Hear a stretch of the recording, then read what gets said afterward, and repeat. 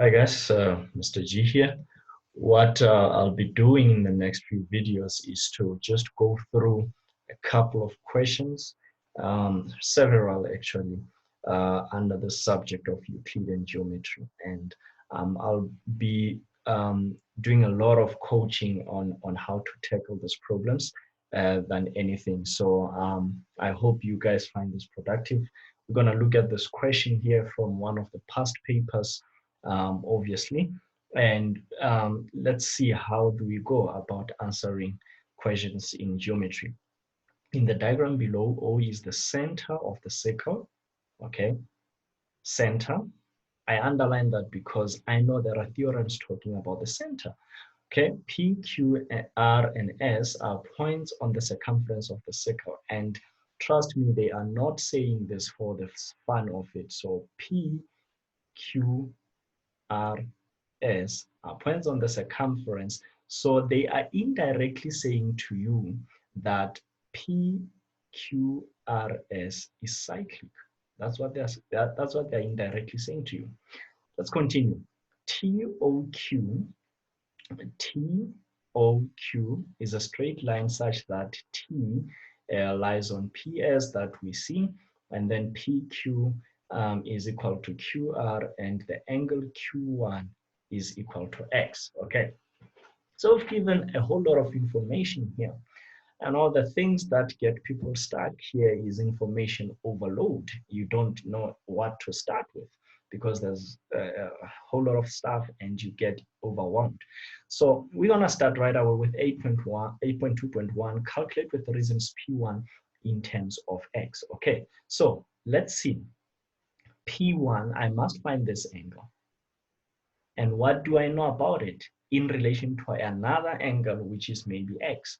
Well, I can see that Q1 and Q2, maybe I should use a different color here. So P1, and then this angle here, and that angle there are in the same triangle.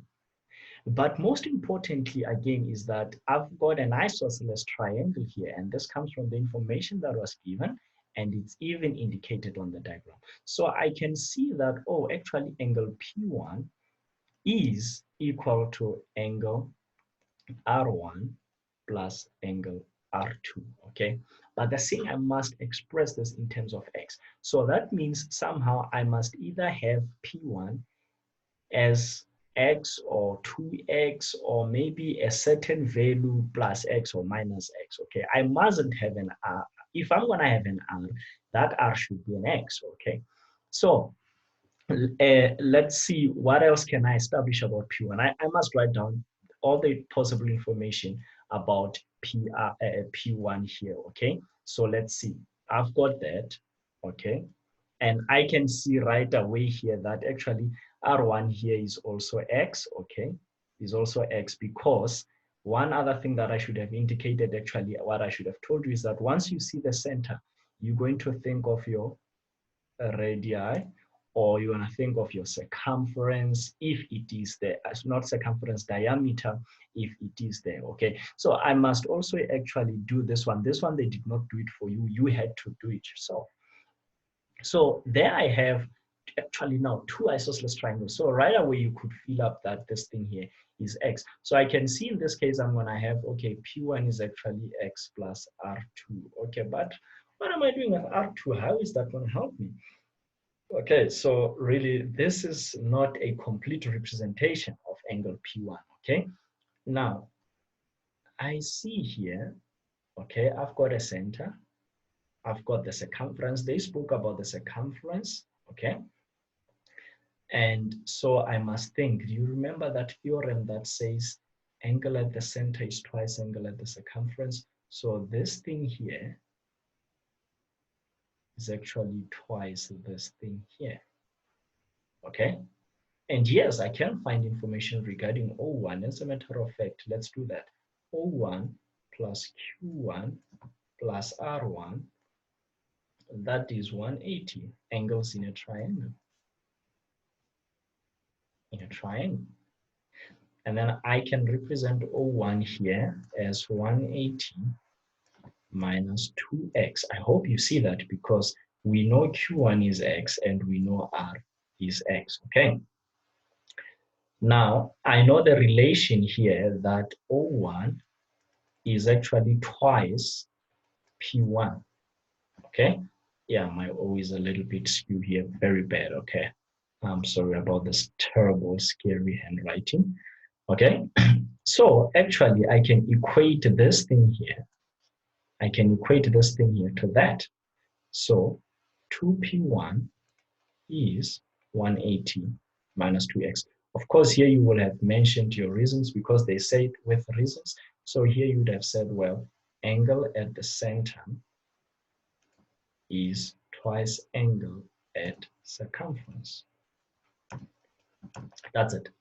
Now here I can see that if I solve for P1, it will be 90 minus x. Guys, your algebra has to be very key at this point. So I have fully represented P1 in terms of what? Of x.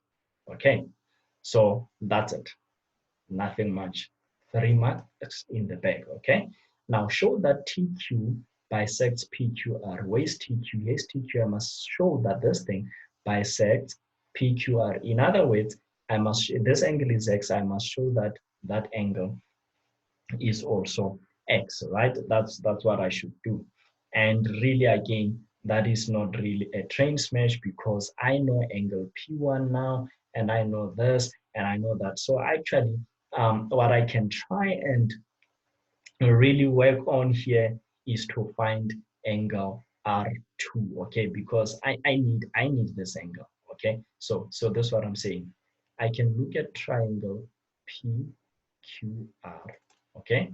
Then I know that P1 plus Q plus R is 180, okay?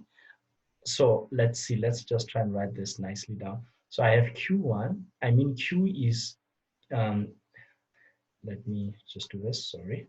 Q is Q1 plus Q2, right? And R is R1 plus R2, and that's 180, okay? So I know R1, I'm covered, that's fine. I have Q1, I'm fine. I have P1, I'm okay. But I do not have R2. So you see the crisis that I'm in at this point. I do not know R2. So I have two unknowns, one equation that cannot work. So that means somehow I must first deal with the issue of R1. I must find the value of R1. So you can actually see from this nice little equation here that I had written earlier on, this is now where it comes into play, that R1 is actually P1 minus R2. Do I know R2? Yes, I know R2. So let's go for that. So if I substitute here, P1 is 90 minus X, right? And what is R2? R2 is just X. We have established that. So actually, R1 is 90 minus 2X. So I can now then come back to this thing. And of course, you will state your reasons that these are angles opposite equal sides. You understand? Because that thing is isosceles. So now we can see I'm going to substitute here. P1 is 90 minus X. And then I want, well, Q1 is there. I want Q2. Okay, I want to show that Q2 is actually X. And I just found R1, 90 minus 2X. And I know that R2 is X. And all this has got to be 180. Now, this 90, that 90 will actually rule out that if I simplify, okay? Then you're going to see that here, this X also takes care of that X. And now I'm left with Q2. And what is happening here is that these are like terms I have to minus X equals to 0. And so Q2 is indeed X. And I have shown this by just basic algebra, as I said. Now, the last question here says, show that STOR is a cyclic. So you know already that there's one cyclic quadrilateral that exists. Okay, let me just clear my screen. We know that for sure.